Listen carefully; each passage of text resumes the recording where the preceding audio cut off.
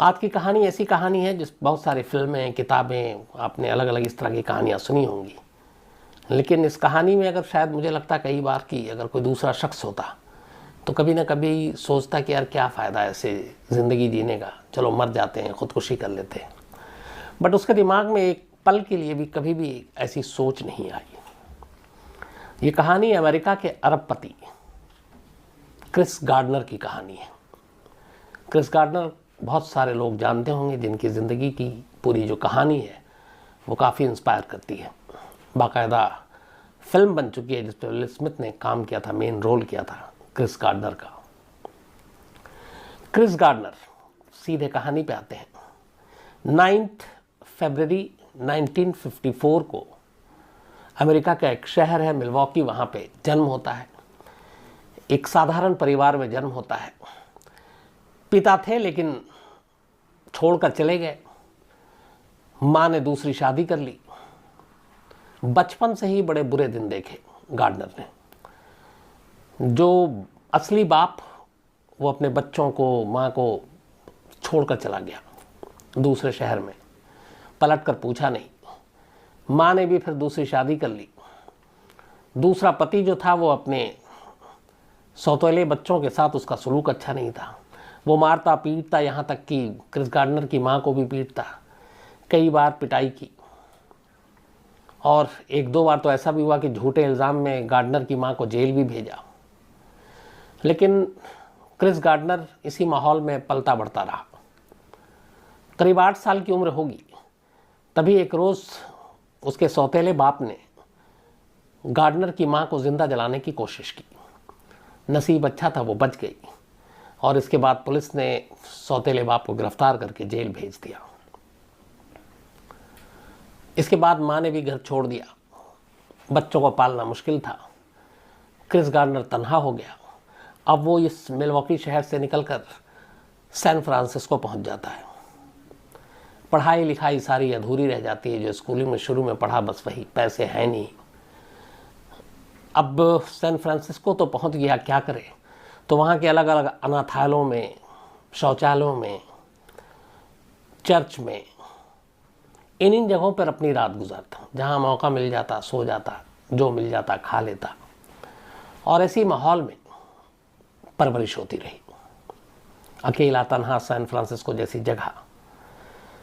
शुरुआत के ज़्यादातर वक्त क्रिस गार्डनर के इन्हीं पब्लिक टॉयलेट्स में, रेलवे स्टेशन के टॉयलेट्स में, चर्च में किसी जगह पर, या फिर कहीं अनाथालय में, या कई जैसे हमारे इंडिया में होता है एक रैन बसेरा रात को लोगों के, ऐसे जो गरीब लोग हैं जिनके सर पे छत नहीं है, तो वहाँ भी लेकिन उसके लिए लंबी लंबी कतारें होती।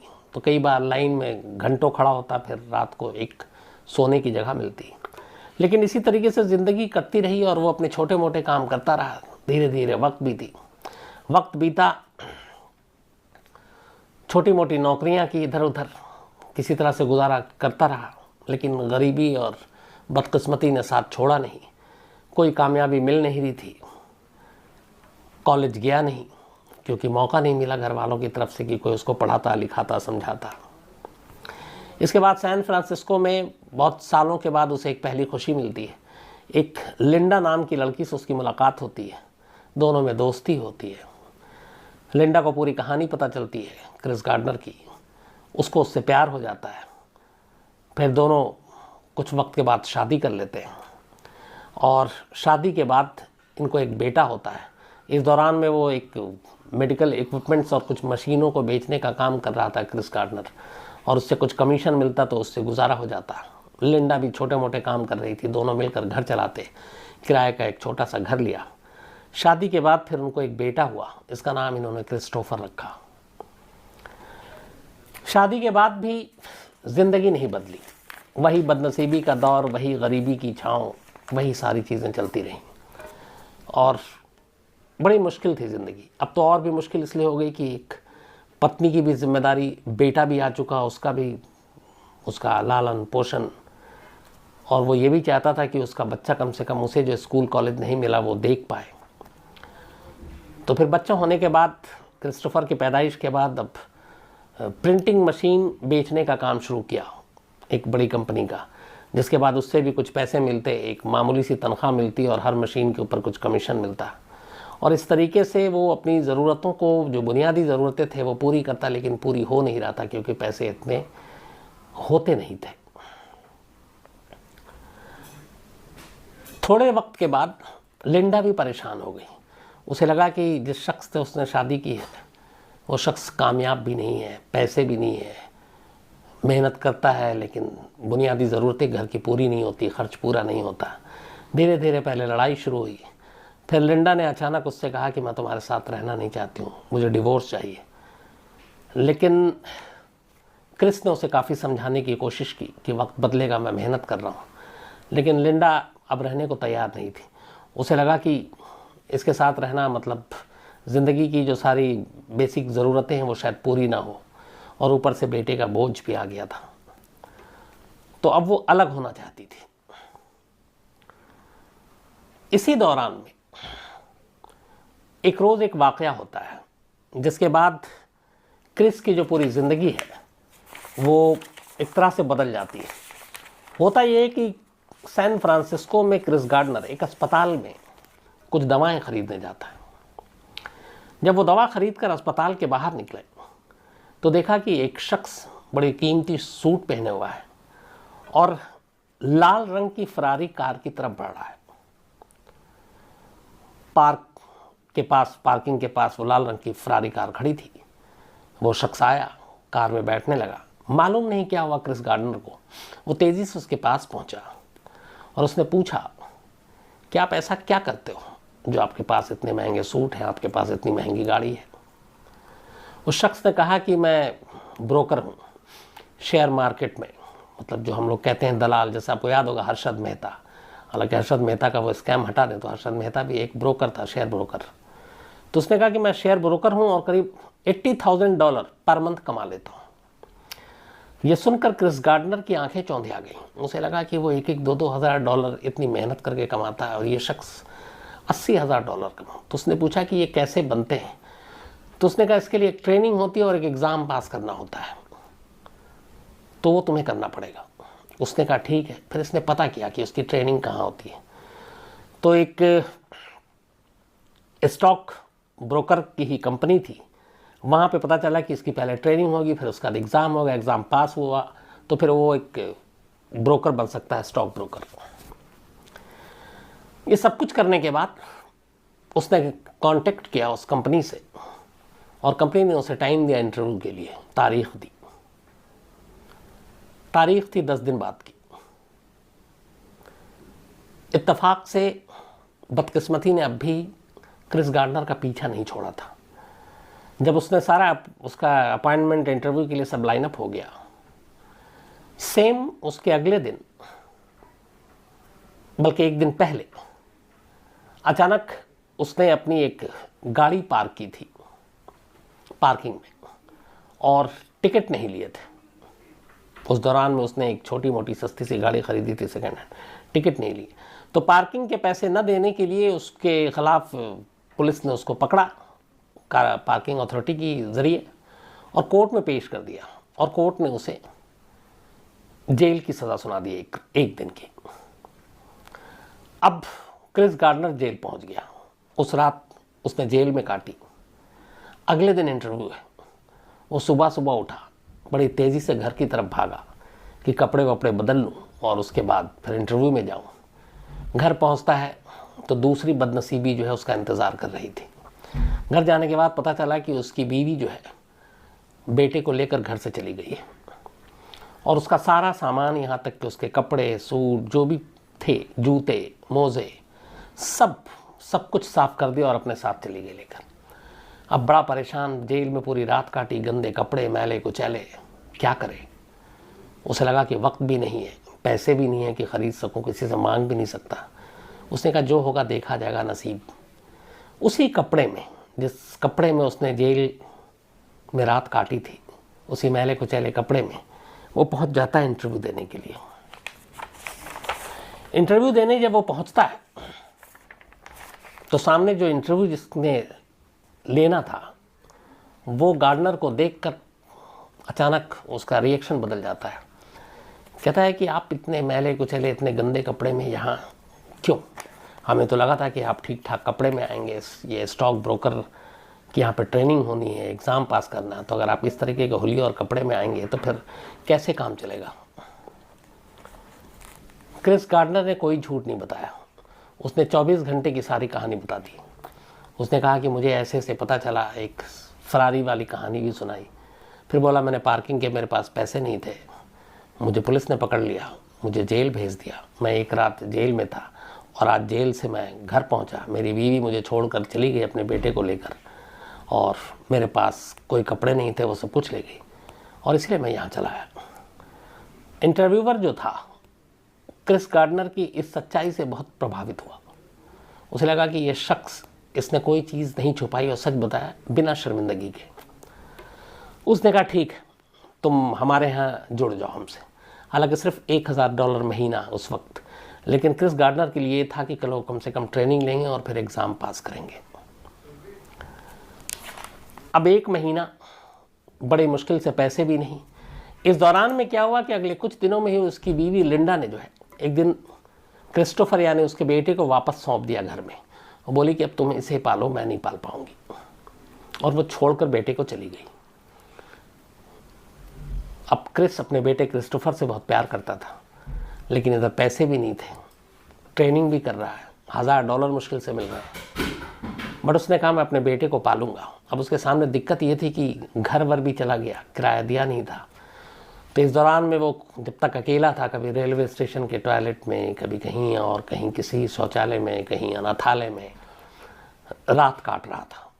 अब क्रिस्टोफर के आने के बाद उसकी दिक्कत ये बढ़ गई कि वो तो सो सकता है टॉयलेट में, बेटे को कैसे सुलाए? एक बाप का दिल था।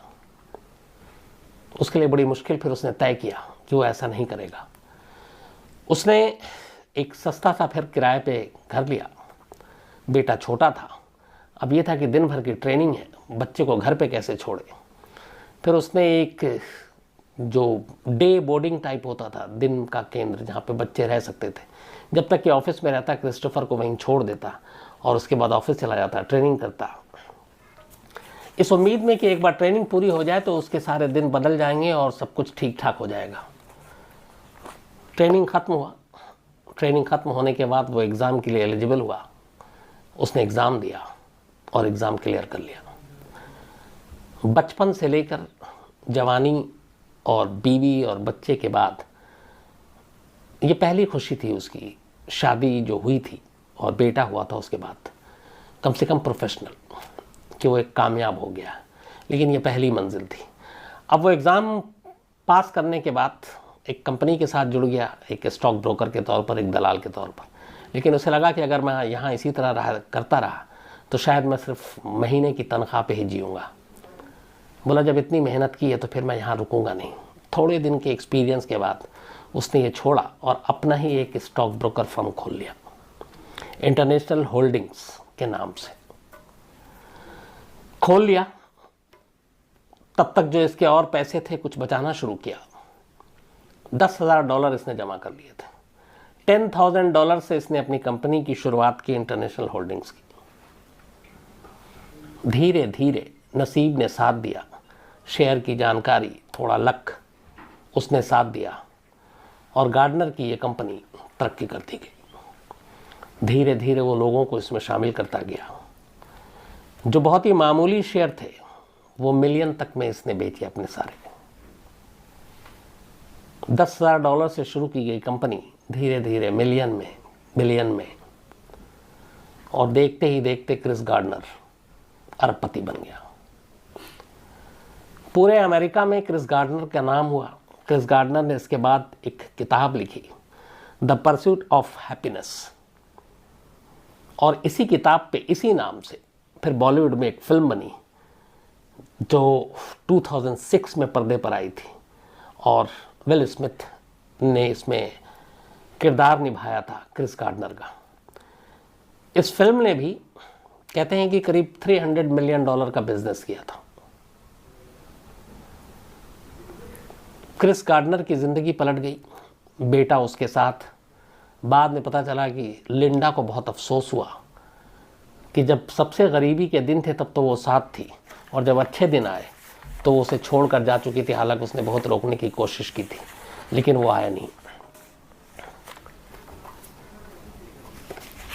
इसके बाद गार्डनर ने अपनी इस पूरी जो ज़िंदगी की जद्दोजहद थी, इसके ऊपर जो ये किताब लिखी, बाद में एक बहुत ही वो एक स्पीकर के तौर पर भी ऐसे लोगों को जो ज़िंदगी में मायूस निराश होते हैं, उन्हें लगता है कि कुछ नहीं है, उनको हौसला देने के लिए उसने अलग अलग जगहों पर, अलग अलग मंचों पर जाकर भाषण देना शुरू किया। इवन ये जो फिल्म थी जिसका प्रीमियर था, जो किताब पे लिखी गई थी, उस प्रीमियर के दिन क्रिस गार्डनर उस प्रीमियर में शामिल नहीं हुए थे।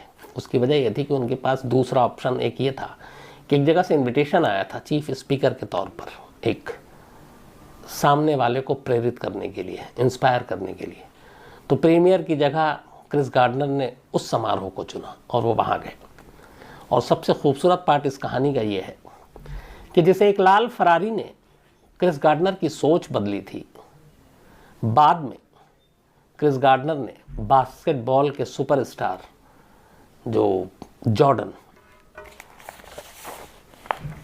अमेरिका के बास्केटबॉल प्लेयर, उनकी फरारी खरीदी।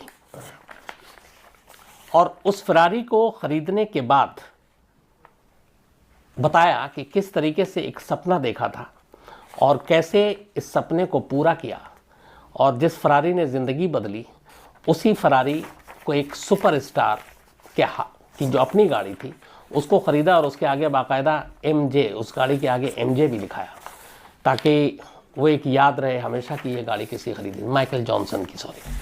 तो वो फरारी ख़रीदी। आज दुनिया की सारी महंगी से महंगी चीज़ें हैं गार्डनर के पास, सारी सुविधाएं हैं, सारे ऐश हैं, और ये सब कुछ है मेहनत और एक न हारने की ज़िद कि हालात कैसे हों, चाहे हमें फुटपाथ पे रहना पड़े, टॉयलेट में सोना पड़े, लेकिन अपनी मंजिल को पाने के लिए कहीं भी कुछ हद तक भी जा सकते हैं, कुछ भी कर सकते हैं, और कभी नेगेटिव थॉट नहीं लाएंगे। तो इस कहानी से यही सीख है जो मैंने शुरू में कहा कि अगर हम हालात से हारने की बजाय उसका मुकाबला करें और दिल में ठानें कि हमें ये पाना है, हमें ये करना है, तो वो ज़रूर मिलता। कोई भी इंसान, कहते हैं कि ऊपर से ही जब पैदा होता है तो ये बहुत सारी एक गलतफहमी है कि एक अमीर घराने में पैदा हुआ तो वो पूरा अमीर ही होता है। एक इस पर बड़ी अच्छी लाइन किसी की है कि माँ बाप जो होते हैं वो अपने बच्चों के लिए, उनको कभी दौलत नहीं छोड़ने की ज़रूरत होती है। कब? जब उनके बच्चे लायक हों। क्यों? अगर माँ बाप की औलाद लायक है तो फिर उसे अपने माँ बाप की दौलत नहीं चाहिए। लायक है तो वो खुद अपनी जगह बनाएगा, खुद अपने लिए दौलत पैदा करेगा, खुद कमाएगा, माँ बाप का नाम रोशन करेगा। तो उसे फिर माँ बाप के दौलत और माँ बाप के बैलेंस की ज़रूरत नहीं है, पैसों की। लेकिन अगर औलाद नालायक है तो फिर माँ बाप अगर उसके लिए दौलत और विरासत छोड़ता है तो उसका कोई फ़ायदा नहीं है, इसलिए कि जब वो नालायक है तो वो उस दौलत और उस विरासत और उस जायदाद को भी ख़त्म कर देगा, क्योंकि वो तो लायक है ही नहीं। तो जब लायक नहीं है तो क्या करेगा? तो वो बर्बाद करेगा। तो दोनों सूरत में फ़ायदा कुछ नहीं है। अगर आपकी औलाद लायक है तो आपको उसके लिए सोचने की ज़रूरत नहीं है, आपको उसके लिए कोई वसीयत, दौलत पीछे छोड़ने की भी ज़रूरत नहीं है, क्योंकि शायद उसे चाहिए भी नहीं। वो लायक है तो अपने बलबूते पे उसको हासिल करेगा, और नालायक के लिए आप कितनी भी दौलत छोड़ दीजिए, वो सब बर्बाद कर देगा। तो आज कहानी में इतना ही।